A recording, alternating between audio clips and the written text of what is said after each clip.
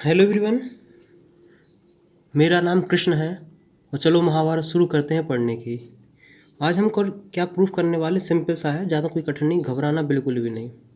Gauss law एक प्रकार का ऑप्शनल है। जितने भी डेरिवेशन हम गॉस लॉ से करते हो वो सारे डेरिवेशन, वो सारे क्वेश्चन दूसरी चीज़ों से भी किए जा सकते हैं।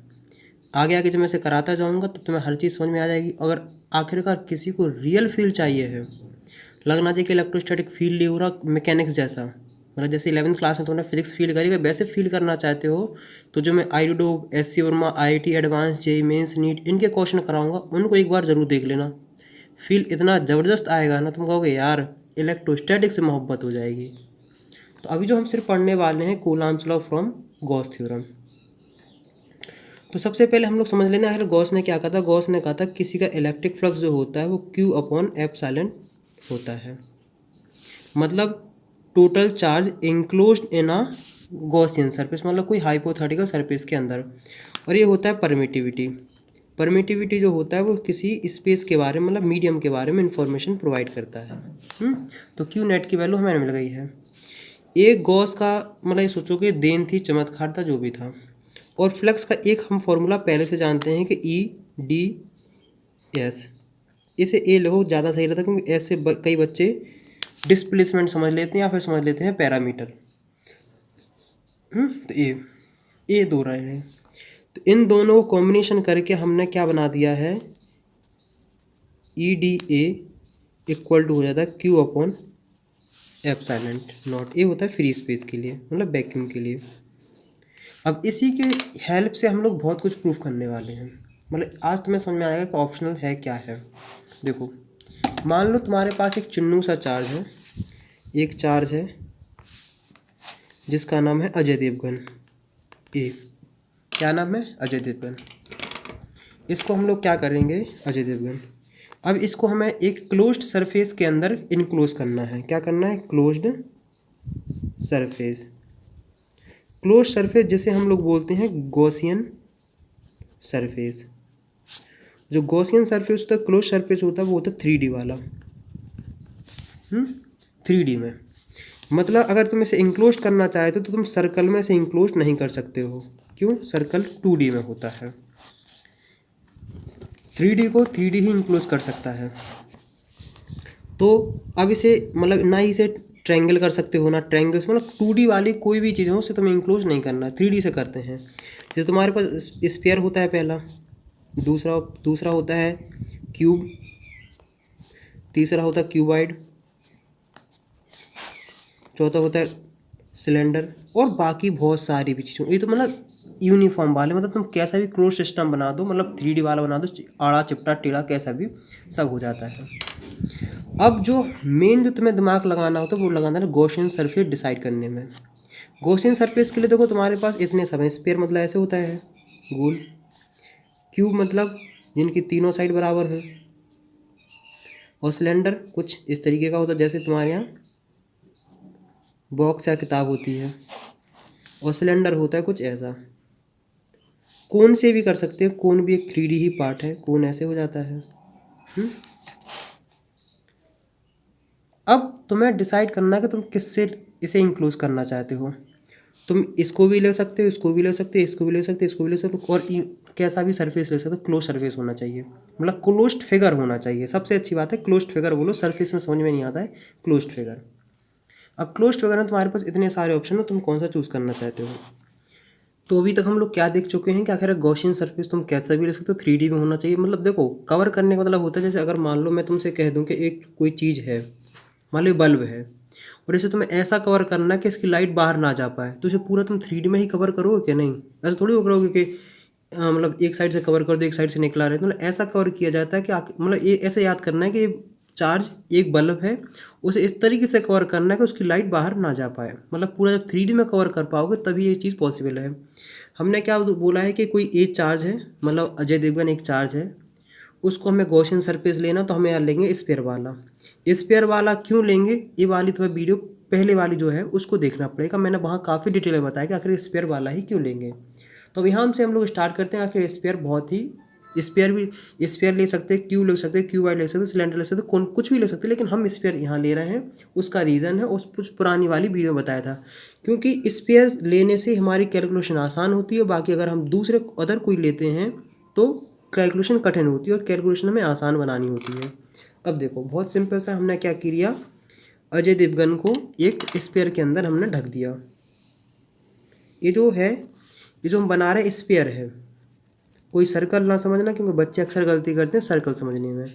और ये अजय देवगन इस स्पेयर के सेंटर पे, कहाँ पे, सेंटर पे।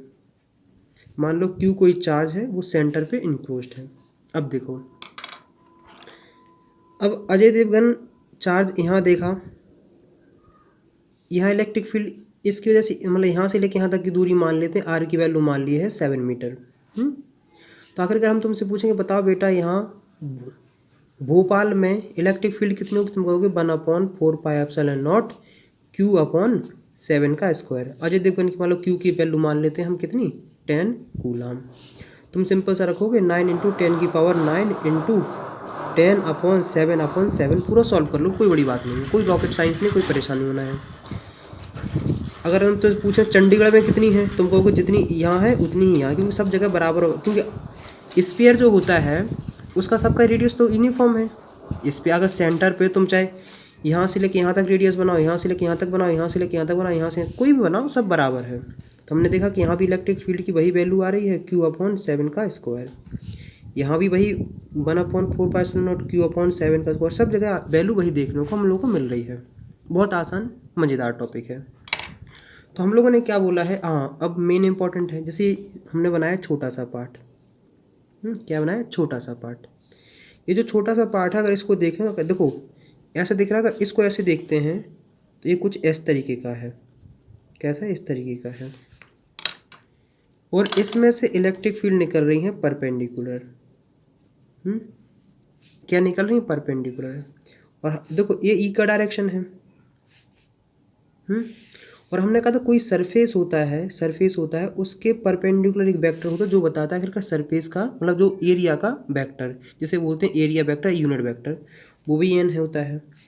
तुम एक चीज़ देखोगे कि एन यूनिट वेक्टर में एंड ई वेक्टर में दोनों में एंगल कितना है, तुम कहोगे इसमें थीटा की वैल्यू हो रही है 0। इसका मतलब एक दूसरे के जब पैरेलल होते हैं थीटा की वैल्यू 0 हो जाती है।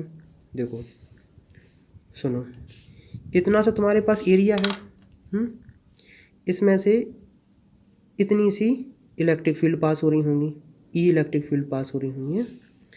इसका जो इतना जो एरिया है तुम्हारे पास, ये रहा इतना सा, इसका एरिया है DA, मतलब इसको बोलते हैं छोटा एरिया। जैसे छोटा चेतन नाम सुना है ना, ऐसे छोटा एरिया, छोटा डॉन, ऐसे हो जाए छोटा एरिया। अगर तुम्हें लिखना है, मान लो तुम्हारे घर में कोई छोटा, क्लास में कोई छोटा लड़का है, तो जैसे नाम है, उसका नाम है अजय, तो अगर उसे बताना का छोटा है तो लिख दो D अजय, तो इसका मतलब होगा छोटा अजय। मतलब ऐसे ही समझाने की कोशिश कर रहा हूँ ताकि इंटरेस्ट बना रहे। देखो छोटे से एरिया में से ई इलेक्ट्रिक फील्ड पास हो रही हैं, तो इसकी वजह से छोटा सा ही फ्लक्स होगा। क्या होगा, छोटा सा ही फ्लक्स होगा। यहाँ तक तो मुझे लगता है काफ़ी हद तक तुम्हें क्लियर हो गया होगा। क्या हो गया होगा, क्लियर होगा। इसका वेक्टर कंफर्म। हम क्या करते हैं, ई जब डॉट आता है तो DA cos थीटा आ जाता है। जब डॉट प्रोडक्ट करते हैं तो हम लोग क्या करते हैं, cos थीटा। ये जो थीटा क्या है, थीटा है angle between A and E। मतलब देखो इन दोनों के बीच में एंगल कितना, तुमको थीटा इक्वल टू हो गया 0 डिग्री। तो यहाँ रखोगे तो ये तुम्हारे पास आंसर देखने को मिलेगा। तो cos थीटा की वैल्यू, cos 0 की वैल्यू कितनी होती, तुम कहोगे 1। तो आंसर आ गया EDA। तो तुम्हारे पास ये रहा आंसर EDA। इतना सा फ्लक्स किसके लिए रहा, इतने छोटे से एरिया के लिए, मतलब इतने के लिए इतना सा फ्लक्स आ गया है। अब इतना सा तो पार्ट है नहीं है, मतलब इतने से के लिए इतना फ्लक्स तुम्हारे पास आ गया है। अब है पूरी बॉडी, छोटे से लेके बड़े तक तुम्हें निकालने के लिए तुम्हें करना पड़ता है इंटीग्रेशन। तो हम लोग क्या करेंगे, इसको कर देंगे इंटीग्रेशन। क्या कर देंगे, इंटीग्रेशन। इंटीग्रेशन कैसा करने वाला हम, क्लोज सरफेस का। क्योंकि आखिरकार हमें फ्लक्स कैसे निकालना, पूरे सरफेस मतलब पूरे क्लोज सरफेस से निकालना है, तो हम कहेंगे इसको ऐसे गोल बना दो, इसका मतलब होता है क्लोज्ड, और एस मतलब होता है सरफेस, मतलब क्लोज सरफेस हमने निकाल दिया है।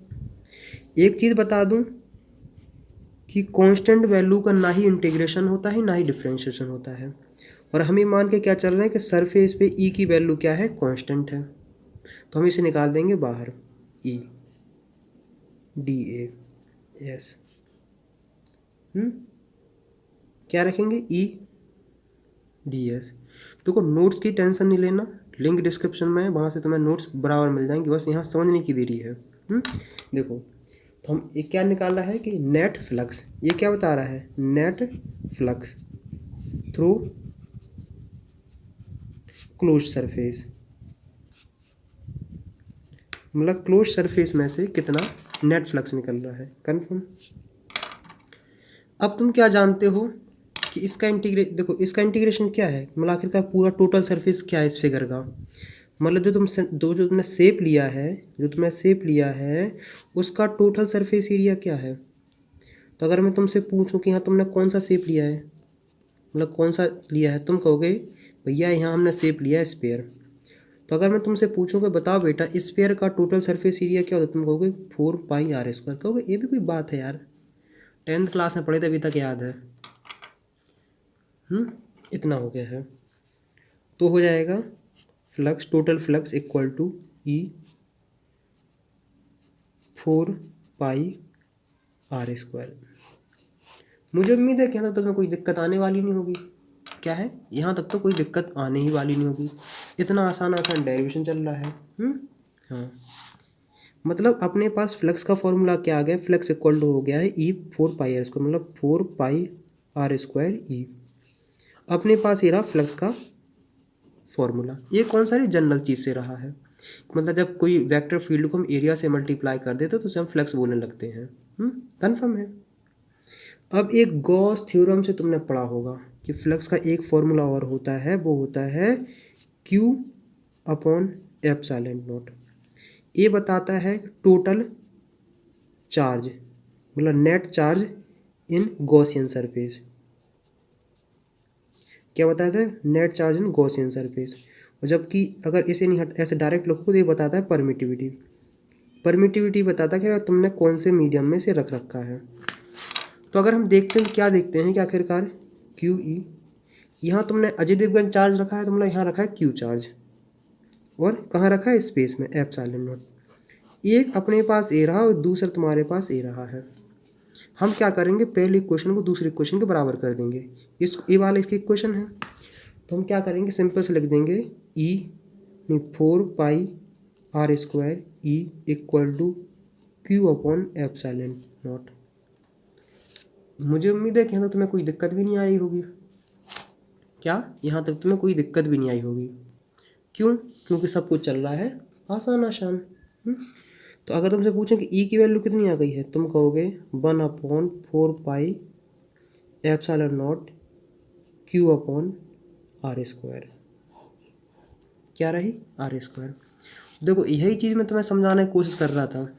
अब देखो जो ई आई है ना, ये पता क्या है, समझो उसका मतलब, ये है electric field intensity at Gaussian surface. और गॉसियन सरफेस हमने यहाँ कैसा लिया है, और गॉसियन सरफेस हमने लिया है स्फीयर। तो हम ये बोल सकते हैं कि electric field intensity at the surface of the sphere. इस बात को बहुत अच्छे से नोट कर लो। और देखो यही तो हम पहले से जानते थे, वो बात अलग है कि हम लोग इस चीज़ को प्रूफ करके लाए हैं, ये चीज़ हम पहले से जानते थे। देखो इसका मतलब है कि जो सरफेस है ना स्फीयर का, स्फीयर जो फुटबॉल होती है उसका सरफेस होता है ना, उसके ऊपर इतनी इलेक्ट्रिक फील्ड है, कितनी है, इतनी इलेक्ट्रिक फील्ड है। तो अब समझ में आएगा कि इलेक्ट्रिक फील्ड क्या बताता है।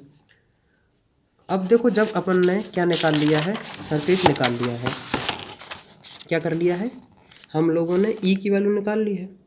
अगर तुम ई की वैल्यू निकाल लोगे तो तुम्हें चार्ज निकालना उससे भी आसान होता है। क्या निकालना होगा, चार्ज, उससे भी आसान होता है। देखो हम मान के चल रहे तुम्हारे पास ये ए क्यू चार्ज था, हम मान के चल रहे हैं कि इसके सरफेस पे रखा है क्यू नॉट, तो हम क्या लिखेंगे, द फोर्स, क्या लिखेंगे, the force on the point charge, the force on point charge Q not, हमें मान के चल रहे हैं the force on the point charge Q not which is placed on the surface of Gaussian surface, मतलब Gaussian surface के जो surface पे रखा उस पर चार्ज कितना रहेगा। तुम कहोगे कि इतने सरफेस पे इलेक्ट्रिक फील्ड की वैल्यू कितनी है, तुम कहोगे ई की इक्वल होगी 1/4πε0 क्यू अपॉन आर स्क्वायर। तो इस पे इलेक्ट्रोस्टैटिक फोर्स कितना होगा, तुम कहोगे कि Q into E into Q not, तो एफ की वैल्यू हो जाएगी ई क्यू नॉट, ई की वैल्यू तुम जानते हो 1/4πε0 और Q not upon R square. ये हो गया गॉसियन सरफेस प्रूफ, ये हो गया है कूलाम्स लॉ का प्रूफ। ये बताओ इसमें कोई रॉकेट साइंस थी, कोई बड़ी बात थी, कोई परेशान होने वाली बात ही नहीं थी। इसे क्या कहते हैं, इसे बोल देते हैं गॉसियन सरफेस का प्रूफ। तो मुझे उम्मीद है कि यहाँ तुम्हें काफ़ी हद तक समझ में आ गया होगा। आखिर ये दिस प्रूफ, इसे लिख दो, this proofs the coulombs law. क्या है, कूलाम्स लॉ। तो अगर कभी अगर तुमसे पूछा जाएगा कूलाम्स लॉ का क्या करो, प्रूफ करो, तो तुम इस तरीके से उसे प्रूफ कर सकते हो। जब हमने इतना पढ़ लिया तो हम लोग क्या करते हैं, एक बार सिंपल से रिवाइज कर लेते हैं कि हम लोगों ने क्या क्या करा है। देखो सिंपल से तुम्हें क्या करना है, कूलाम्स लॉ को करना है प्रूफ। तुम्हें सबसे पहले क्या मानना है कि तुम्हारे पास एक क्यू है, एक चार्ज है। क्या है, क्यू चार्ज है। इसको क्या करना है, एक गॉसियन सरफेस के अंदर तुम्हें क्या करना है, इंक्लोज करना है। क्या करना है, गॉसियन सरफेस की वजह से तुम्हें इंक्लोज करना है। फिर तुम्हें एक ऐसे ज्वाइन करना है कि तुम्हें देखना कि इसके सरफेस पे इलेक्ट्रिक फील्ड की वैल्यू क्या है। तो हम मान के चलते हैं कि इसके सरफेस इस पे इलेक्ट्रिक फील्ड की वैल्यू है ई। अब तुम्हें देखना है कि इलेक्ट्रिक फील्ड का जो डायरेक्शन है वो ऐसा डायरेक्शन है, क्योंकि सरफेस के मतलब जहाँ से चार्ज होता है रेडियली होता है, ऐसा है। अब तुम्हें उसके बाद देखना है कि जो इस सरफेस बनाया है इसका डायरेक्शन, मतलब एरिया उसका डायरेक्शन है एन वेक्टर। तुमने देखा कि एन वेक्टर ई वेक्टर में एंगल कितना, तुम कहोगे 0 डिग्री। इतना सब करने के बाद तुम्हें क्या करना है कि इतना छोटा सा तुमने एरिया बनाया है, इतने छोटे से एरिया की वजह से तुम्हारे पास छोटा सा एक क्या होगा, फ्लक्स जनरेट होगा। छोटा सा एरिया का छोटा सा फ्लक्स होगा। जब E D A cos theta आ जाएगा, क्योंकि जब डॉट हटा दें तो कॉस थीटा आता है, कॉस थीटा की वैल्यू कितनी है, 0 है, तो ई डी ए हो जाएगा फ्लक्स। अब तुम्हारे पास छोटे से एरिया की वजह से इतना सा फ्लक्स है, तुम्हारे पास कितना एक बड़ा सा एरिया मतलब स्फीयर है, तुम करोगे क्या, इंटीग्रेशन। छोटे से बड़े तक जाने के लिए तुम्हें इंटीग्रेशन करना होता है, ऐसे कर दोगे, कोई बड़ी बात नहीं है। तो इसे पूरा तुम क्लोज सरफेस कर रहे हो, किसका कर रहे हो, सरफेस का। क्लोज सरफेस, ये इसका मतलब होता है क्लोज्ड सरफेस है, उसका तुम्हें इंटीग्रेशन करना है। ये फाई हो जाएगा, ये हो जाएगा। जो चीज़ कांस्टेंट होती है उसका ना इंटीग्रेशन होता है ना डिफरेंशिएशन होता है। तुम ये देख रहे हो कि इसके सरफेस पे इलेक्ट्रिक फील्ड की वैल्यू हर जगह बराबर बराबर बराबर बराबर आ रही है। तो E integration of A D A, ये बताता है total surface area of Gaussian, जो तुमने गॉसियन सरफेस लिया उसका टोटल सरफेस एरिया। और यहाँ इत्तेफाक से गॉसियन सरफेस क्या है, स्फीयर है, तो स्फीयर का होता है 4πr²। तो फ्लक्स इक्वल टू हो गया तुम्हारे पास ई 4πr²। ये तुमने जान लिया किसकी हेल्प से, एक तुम जानते हो फ्लक्स का ही फॉर्मूला है, दूसरा फ्लक्स का फॉर्मूला गॉस की हेल्प से निकालेंगे। तो गॉस का फ्लक्स ने क्या दिया था कि क्यू अपॉन एप्सिलॉन नॉट। इन्होंने कहा था गॉसियन सरफेस के अंदर जो चार्ज होता है उसकी वैल्यू, और नीचे होती है परमिटिविटी। यहाँ परमिटिविटी हमने क्या मान के चलते कि फ्री स्पेस में है। देखो ये वाली पहली इक्वेशन है, दूसरी इक्वेशन एक दूसरे के इक्वल है, क्योंकि दोनों में फ्लक्स की वैल्यू आएगी बराबर, चाहे तुम फॉर्मूला चाहे कोई भी यूज़ करो। तो तुमने क्या किया, इन दोनों की क्वेश्चन करोगे, E equal to 4πr² equal to Q upon epsilon not. ये तो जानते हो जो क्यू पता कौन सा, ये अजय देवगन वाला चार्ज है, πr²। तो ई की वैल्यू तुम्हारे पास क्या आ गई है, 1/4πε0 क्यू अपॉन, देखो ई की वैल्यू तुम्हारे पास क्या आ गई, ई इक्वल टू आ गया है 1/4πε0 क्यू अपॉन r²। तो जो ई इलेक्ट्रिक फील्ड की जो वैल्यू आई, इलेक्ट्रिक फील्ड की वैल्यू तुम्हें क्या बताते हैं, एक्चुअली सरफेस पे इलेक्ट्रिक फील्ड की वैल्यू क्या है। तो इसको याद रखना कि electric field strength at the surface of Gaussian surface, मतलब गॉसियन सरफेस पे इलेक्ट्रिक फील्ड की वैल्यू इलेक्ट्रिक फील्ड स्ट्रेंथ कितनी है, वो ये सब बताता है। इसका मतलब है कि जो ये स्फीयर बनाया था ना, स्फीयर, उसके सरफेस पे इतनी इलेक्ट्रिक फील्ड की वैल्यू है। मतलब यहाँ भी इतनी ही 1/4 यहाँ भी है, यहाँ भी, यहाँ भी, यहाँ है। अब इसको आगे प्रूफ करने के लिए हम क्या मान के चलते हैं कि मान लो यहाँ इसके सरफेस पे Q0 चार्ज रखा है, इस सरफेस पे Q0 चार्ज रखा, और यहाँ इलेक्ट्रिक फील्ड की वैल्यू क्या है, इक्वल टू 1/4πε0 Q/R। अगर तुमसे पूछा जाए कि बताओ इस चार्ज पे कितना फोर्स लग रहा है, कितना फोर्स लग रहा है, तो आखिरकार फोर्स निकालने के लिए क्या होता है, F इक्वल टू EQ0। तो F की वैल्यू तुम्हारे पास 1/4πε0 Q0/R²। ये रहा क्या, तुम्हारा सिंपल सा प्रूफ हो गया है। इतना सा सिंपल सा प्रूफ हुआ। इतना सब मैं इसलिए बताता हूँ ताकि किसी को ये ना लगे कि रटना पड़ रहा है। इसी चीज़ को हम लोग बहुत आसानी तरीके से समझे हैं कि नहीं, कि इसका मेन लॉजिक क्या है। वैसे प्रूफ इतना सा था, ये प्रूफ हो चुका है, कोई बड़ी घबराने वाली बात नहीं है।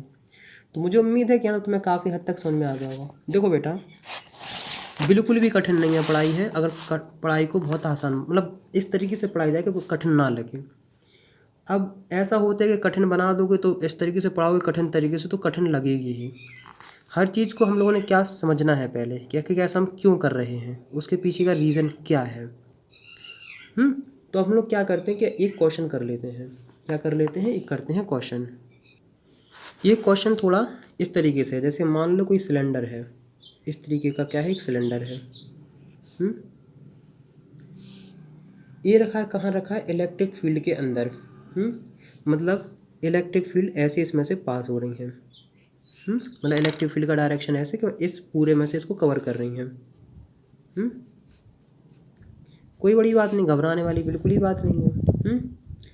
तो अब यहाँ देखते हैं कि जैसे मान लो अब इस पे तुम्हें प्रूफ करना है कि इसके अंदर कि total flux through the cylinder is 0।